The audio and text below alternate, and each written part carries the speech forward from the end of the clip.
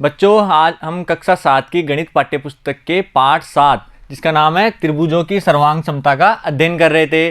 बच्चों, हमने पाठ 2 तक पूरा कर लिया है, जिसमें मैंने आपको प्रश्नावली 7.1 पूरी करवा दी है। बच्चों, आज हम पाठ 3 पढ़ेंगे, जिसमें हम त्रिभुजों की सर्वांग क्षमता के क्या क्या प्रतिबंध हैं, किन कारण से त्रिभुज सर्वांगसम कहलाते हैं, ये सारा अध्ययन करेंगे।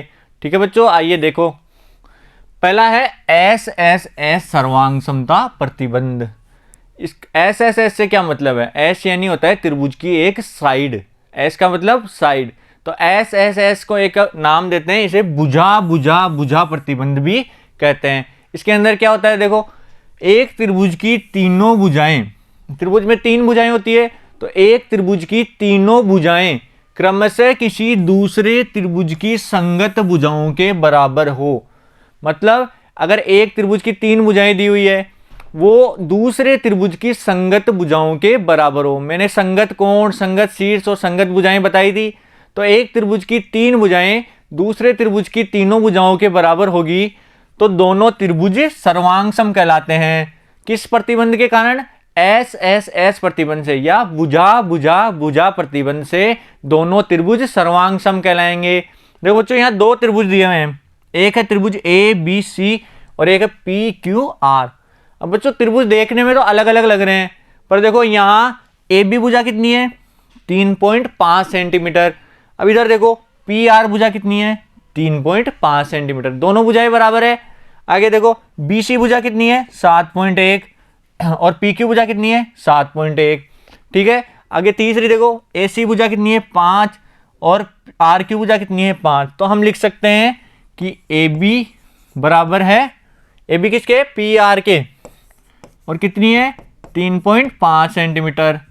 दूसरी भुजा देखो बी सी किसके बराबर है? बी सी है पी क्यू के, तो बी सी बराबर पी क्यू और कितनी है? 7.1 सेंटीमीटर। और तीसरी भुजा है ए सी किसके बराबर है? क्यू आर के, ए सी बराबर क्यू आर और कितनी है? 5 सेंटीमीटर। देखो जो इनकी दो भुजाएं बराबर है, संगत भुजाएं बराबर हो रही है दोनों त्रिभुज की, तो ये दोनों त्रिभुज सर्वांगसम कहलाएंगे। तो हम लिख सकते हैं त्रिभुज ए बी सी सर्वांगसम है त्रिभुज आर पी क्यू के। अब देखो बच्चों, मैंने पी क्यू आर नहीं लिखा, यहां लिखा है आर पी क्यू। ऐसा क्यों लिखा मैंने? क्योंकि देखो अभी ए बी सी लिख रहे हैं, तो ए से भी 3.5 वाली भुजा, फिर 7.1 वाली, फिर 5 वाली, तो इसको क्रम को ध्यान रखना है। त्रिभुज के सर्वांग क्षमता को बताने के लिए हमेशा क्रम ध्यान रखना होता है। ए से बी 3.5 वाली गए, फिर बी से सी 7.1 थी। अब हमें पहले जाना है 3.5 और फिर 7.1। तो देखो बच्चों, आर से शुरू करना पड़ेगा, आर से पी, फिर पी से क्यू, फिर क्यू से आर, तो आर पी क्यू। तो ए बी सी के सर्वांगसम कौन सा त्रिभुज होगा?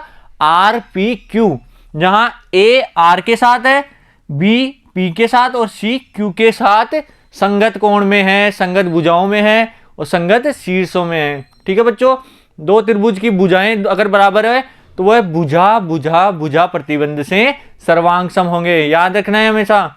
अगला देखो बच्चों, दूसरा है एस सर्वांग समता प्रतिबंध। एस का मतलब साइड, ए का मतलब एंगल, तो भुजा कोण भुजा, एस यानी भुजा, ए यानी कोण, एस यानी भुजा, तो ये प्रतिबंध का नाम है भुजा कोण भुजा प्रतिबंध। बच्चों, इस प्रतिबंध में क्या होता है देखो, एक त्रिभुज की 2 भुजाएं और उनके अंतर्गत कोण। देखो बच्चों, एक त्रिभुज है तो इनकी 2 भुजाएं मान लो ये दोनों है, तो इनके अंतर्गत कोण कौन सा होगा? इन दोनों के बीच में बनने वाला कोण।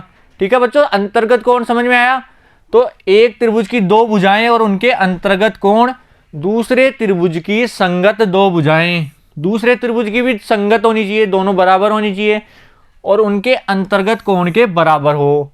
यानी कि 2 त्रिभुज हैं, दोनों की 2 भुजाएं बराबर हो और उनके बीच बनने वाला कोण भी बराबर हो, तो वह दोनों त्रिभुज एस प्रतिबंध से सर्वांगसम होते हैं। कौन से प्रतिबंध से? भुजा कोण भुजा, हमेशा कोण उनके बीच वाला ही होना चाहिए। जैसे बच्चों, एक त्रिभुज है ए बी सी और दूसरा त्रिभुज है डी ई एफ। अब देखो बच्चों, ए बी भुजा किसके बराबर है? ए बी भुजा दूसरे त्रिभुज के डी ई के बराबर है। अब बी सी भुजा किसके बराबर है? बी सी भुजा है ई एफ के बराबर। ठीक है, ये 7 सेंटीमीटर है, ये भी 7 है, ये 5 है तो ये भी 5 है। और इनके बीच में बनने वाला कोण देखो, कोण भी कितना है 50 डिग्री, यहाँ कोण ही कितना है 50 डिग्री, दोनों कोण का मान भी बराबर है। तो हम कह सकते हैं कि ये दोनों त्रिभुज SAS यानी भुजा कोण भुजा प्रतिबंध से सर्वांग सम होंगे। इनके नाम लिख दिए, त्रिभुज ABC। ये चिन्ह सर्वांग सम का पता है ना, 2 सीधी लाइन और एक लहरदार लाइन। तो त्रिभुज ABC सर्वांग सम है त्रिभुज DEF के। ठीक है बच्चों, दोनों समझ में आए, भुजा भुजा भुजा प्रतिबंध, भुजा कोण भुजा प्रतिबंध। अब बच्चों तीसरा है ASA प्रतिबंध, ASA सर्वांग समता प्रतिबंध। A का मतलब एंगल, S का मतलब साइड, तो कोण भुजा कोण नियम, इसको क्या कहते हैं कोण भुजा कोण नियम। अब इसमें क्या होता है बच्चों, देखो एक त्रिभुज के 2 कोण, त्रिभुज में 3 कोण होते हैं तो हमें लेने त्रिभुज के 2 कोण और उनके अंतर्गत भुजा। अब अंतर्गत भुजा कौन सी होगी, देखो एक त्रिभुज है, अब इसके कोण, एक कोण ये है और एक कोण ये है, 2 कोण दिख रहे हैं। अब इनके बीच वाली जो भुजा है ना, ये वाली, ये होती है दोनों कोणों के अंतर्गत भुजा। ठीक है, तो एक त्रिभुज के 2 कोण और उसके अंतर्गत भुजा दूसरे त्रिभुज के संगत कोण और अंतर्गत भुजा के। तो ऐसे ही किसी दूसरे त्रिभुज के संगत कोण और उनके बीच की भुजा के अगर बराबर हैं तो दोनों त्रिभुज ASA प्रतिबंध से सर्वांग सम होंगे। कौन से प्रतिबंध से, कोण भुजा कोण यानी ASA प्रतिबंध से दोनों त्रिभुज सर्वांग सम होंगे। ये देखो बच्चों, एक त्रिभुज दिया हुआ है ABC और एक है DFE। अब देखो बच्चों, ये 70 डिग्री है, ये भी 70 है, ये भी 70 है, तो कोण B किसके है, कोण E के। कोण C कितना है 30, कोण F कितना है 30, तो कोण C है कोण F के। और इन दोनों के बीच की भुजा, ये 3 सेंटीमीटर है, ये भी 3 सेंटीमीटर है, दोनों के बीच की भुजा भी बराबर है। तो हम कह सकते हैं कि दोनों त्रिभुज कोण भुजा कोण नियम से सर्वांग सम है। ठीक है बच्चों, तो हम लिख देंगे त्रिभुज ABC सर्वांग सम है कोण त्रिभुज DEF के, ABC सर्वांग सम है त्रिभुज DEF के। ठीक है बच्चों, तीनों नियम आपके समझ में आए। अब चौथा नियम देखो, चौथा नियम है समकोण त्रिभुजों में सर्वांग समता। हम समकोण त्रिभुजों की सर्वांग समता कैसे निकालते हैं, इसको नाम देते हैं RHS प्रतिबंध। क्या नाम देते हैं, RHS प्रतिबंध।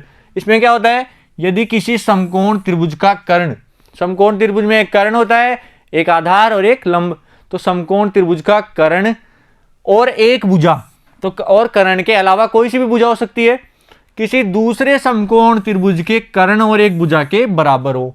2 त्रिभुज है, दोनों त्रिभुजों का कर्ण बराबर होना चाहिए और कर्ण के अलावा एक भुजा भी बराबर होनी चाहिए। अगर ऐसा होता है तो वह दोनों त्रिभुज RHS नियम से सर्वांग सम होते हैं। कौन से नियम से, समकोण त्रिभुजों के लिए प्रतिबंध है ना RHS नियम, उस नियम के द्वारा दोनों त्रिभुज सर्वांग सम होंगे। देखो बच्चों, 2 त्रिभुज देखो, RPQ त्रिभुज कौन सा है RPQ, और दूसरा त्रिभुज है ABC। 2 त्रिभुज दिए हुए हैं, अब दोनों में 90 डिग्री का कोण बन रहा है। यहाँ देखो P पर 90 डिग्री है और यहाँ B पर 90 डिग्री है, दोनों त्रिभुज समकोण त्रिभुज है। अब इनके देखो कर्ण कौन सा होगा, समकोण त्रिभुज के सामने वाली भुजा ही कर्ण कहलाती है। तो P के सामने कर्ण क्या होगा RQ, ये 8 सेंटीमीटर है, और B के सामने AC भी 8 सेंटीमीटर है। दोनों त्रिभुजों का कर्ण समान है और कर्ण के अलावा एक भुजा, ये 3 सेंटीमीटर है, ये भी 3 सेंटीमीटर है, एक भुजा भी समान है। तो कर्ण और एक भुजा समान होती है तो दोनों त्रिभुज सर्वांग सम कहलाएंगे। तो बच्चों हमने लिख दिया त्रिभुज RPQ सर्वांग सम है त्रिभुज ABC के। ठीक है बच्चों, मैंने आपको सर्वांग समता के प्रतिबंध समझाए, 4 प्रतिबंध समझाए। पहला था भुजा भुजा भुजा प्रतिबंध, दूसरा था भुजा कोण भुजा प्रतिबंध, तीसरा था कोण भुजा कोण प्रतिबंध, और चौथा था समकोण त्रिभुजों का RHS प्रतिबंध। तो बच्चों आशा करता हूँ आपको चारों प्रतिबंध आराम से या आसानी से समझ में आए होंगे। अगर बच्चों फिर भी कोई कन्फ्यूजन है तो आप वीडियो को दोबारा शुरू से देखिए, और इन चारों प्रतिबंध को याद रखना है और अपनी कॉपी में भी लिख के रखना है। अपनी मैथ्स की अलग कॉपी बना लो, उसके अंदर मैंने जो भी करवाए हैं ना वो सारे अलग से लिख के रखना है और उनको एग्जाम के लिए याद भी रखना है। ठीक है बच्चों, आगे हम पढ़ेंगे प्रश्नावली 7.2 के उदाहरण। Thank you.